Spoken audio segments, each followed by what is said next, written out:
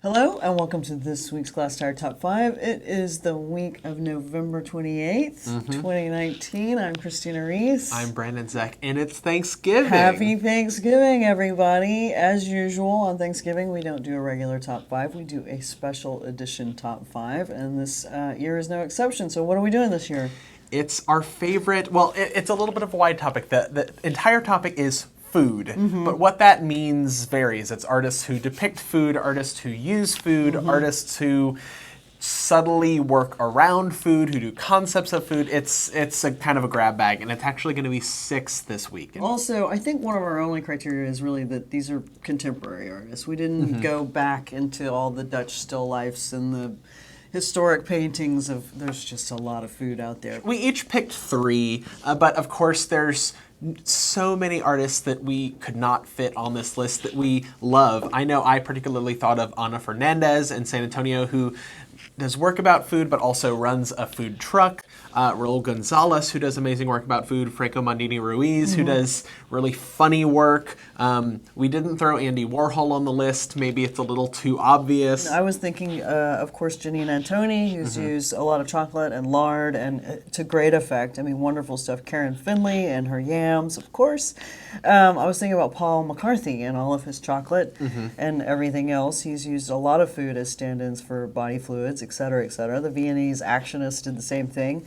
There's Felix Gonzalez Torres, whose hallmark is takeaway piles that are representative of his friends or his acquaintances from the AIDS epidemic. There's Mark Minjavar, who in San Antonio had this really great series of fridges that were open. Oh, yes. There's Chuck Ramirez, who photographed, like many artists, but he photographed an empty table after, the breakfast tacos and everything, the meal was done. Tom Marione's act of drinking beer with friends. That we could go on and on and on, as you know. But we're going to go into the people that we picked for this list and talk just a little more about them. This was a little bit difficult, but it was also fun. So I will go ahead and kick this off with Dieter Roth, the Swiss-German artist who worked with a lot. He's kind of almost the father of modern museum conservation in terms of the fact that in the 60s he started using a lot of food in his work and multiples. He's almost one of the inventors of artist books, I guess he and Ed Ruscha, but he started putting sausage and chocolate and fruits and vegetables in these multiples a long time ago, and also did big stacks and towers of things like chocolate. And as museums and collectors have collected this work, he was happy for it to putrefy and go bad, but people have kind of tried to meet the challenge of keeping the stuff alive and not too smelly. Some of it, if they seal it up in plexiglass, it tends to not stink out a room too badly, but I do love his work, and I've loved his work for a long time. The work, despite the fact that it can be quite gross as it's disintegrating, is also really formally beautiful work. My first pick, and these are in no particular order also, I don't think we said, but my first pick is an artist named Lucy Sparrow. She's based in England, but she kind of first came across my radar when she was doing a Kickstarter campaign back in 2013 or 14 to do like a corner shop. So what she was doing was she was recreating this corner shop out of felt. So all of the products, all of the stands, the displays, just everything. And it kind of goes along with I can be a sucker for either well done, I've said this before, or badly done hyper-realistic objects. And this just kind of floated my boat, and it was really funny, and it was also really ambitious because it was doing a complete immersive installation. Then, of course, she occupied it and sold the pieces out of it like a corner store. And then she did that again in New York in 2017. She did a bodega. She did a booth at Scope that year also, which I saw from her. She did a store in LA 2018, and she just completed something in 30 Rock. I mean, she's making tens of thousands of these products because they are products and they are bought by people who come in. And then a lot of the objects really, truly are very well made. So my next pick is called Food. It was Gordon Matta Clark and Carol Gooden mainly, as well as some other artists who, and one of the reasons that your last pick is even made possible is from this kind of thing, which was almost the beginning of, it wasn't even called relational aesthetics back then, but Gordon Matta Clark and Carol Gooden opened a restaurant in Soho in the early 70s and ran it as an artwork. the artists cooked meals and sold meals to artists, and things were considered performance as well as just eating. The food was cheap. It's actually, did you know that it was one of the first restaurants in Soho, at the resurgence of Soho? It was one of the first places in New York to serve sushi.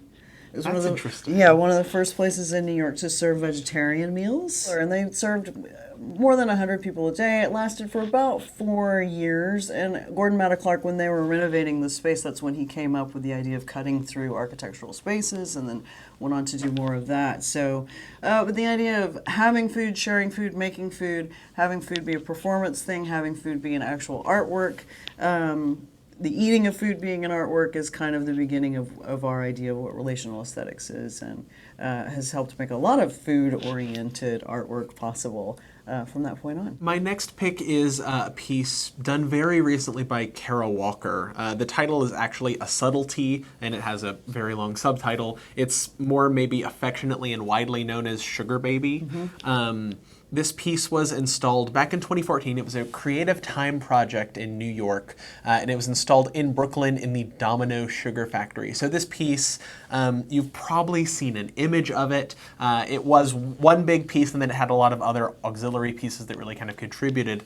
But of course, the big sugar-clad Sphinx is what everyone knows. And it's, of course, it's installed in a sugar factory, so it's addressing issues of slavery and sugar production and just all of the complicated histories that are imbued in the material itself and in the imagery of this work. You actually saw it, right? I saw it on opening day. We were running to the airport to leave New York that day, and my closest friend who lives in Brooklyn was like, no, we got to see this. Even if you miss your flight, you're going to see this. And we stood in line and signed these waivers and went in. It was crowded. Right. I was reading about that because the building, this old sugar factory, it has asbestos and lead in it. Yeah, it's really one of the highlights of my entire art seeing life. It was astonishing. It's an astonishing piece, very complex, very, very successful. I can't tell you how great. If you hadn't picked it, I would have picked it. And number one on my list is Wayne Thiebaud, and I just want, and he turned 99 this year, just a couple of weeks ago. He lives in California, still lives and works in California. I just want to retrain people's attention to his paintings because he's so good.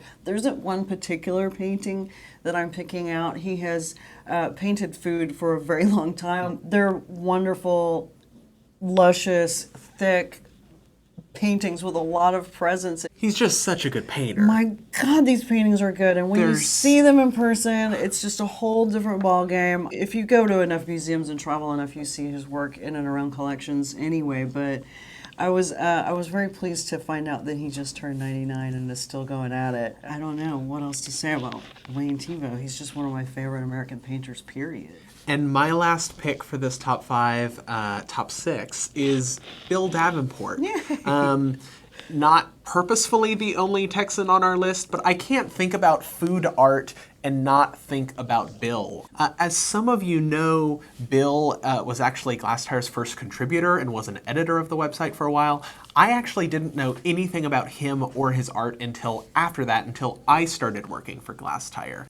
So I visited, he has a shop in Houston that's open every Saturday, and he has really good artwork in it, both his and others, but he makes cans, so everyone takes their inspiration and interpretation of the Andy Warhol Campbell soup cans, or just of Campbell soup cans, but he has some made out of like logs that are painted with acrylic paint. He paints rocks to look like watermelons. He has a big mushroom sculpture that he installed in the Houston Heights. He makes pretzels. He does things with paper mache. He's a little bit of a master of materials, and also just, it's all humor and funny, and some of it is well done and some of it's really shoddily done, and he can mash those two together in a way that's really successful and kind of has his trademark humor. So I've also heard that there is a large-scale 7-foot vegetable that's going to be installed on the Heights Boulevard pretty soon. So if you're in Houston, you can look out for that.